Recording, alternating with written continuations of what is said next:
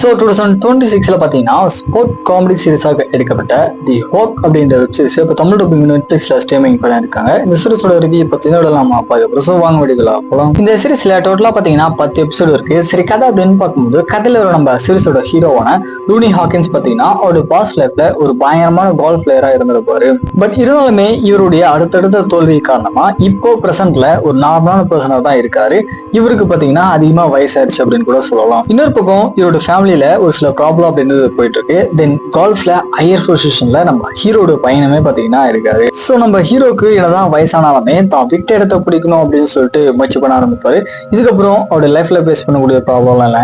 தென் அப்பா பையனுக்கு இடையே இருக்கக்கூடிய அந்த சீக்வன்ஸ் எல்லாம் என்ன கிடைச்சா ஒரு வின் பண்ணாரா இல்லையா அப்படின்றதான் சீரிஸோட ஸ்டோரியா இருக்கு. மெயினா இந்த சீரிஸ்ல நம்ம ஹீரோ பண்ணக்கூடிய அந்த ஹியூமர் சீக்வன்ஸ் எல்லாமே பாத்தீங்கன்னா சூப்பராகவே இருந்துச்சு.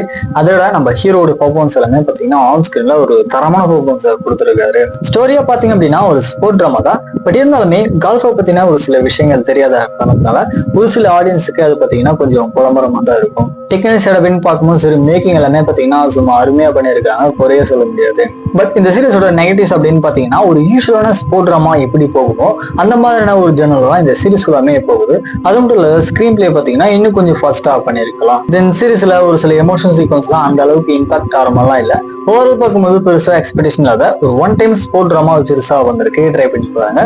பாக்குறதுன்னா கொஞ்சம் தனியா மட்டுமே பாருங்க. நெட்ஃபிளிக்ஸ்ல இப்போ தமிழ் டப்பிங் ஸ்ட்ரீமிங் பண்ணிருக்காங்க.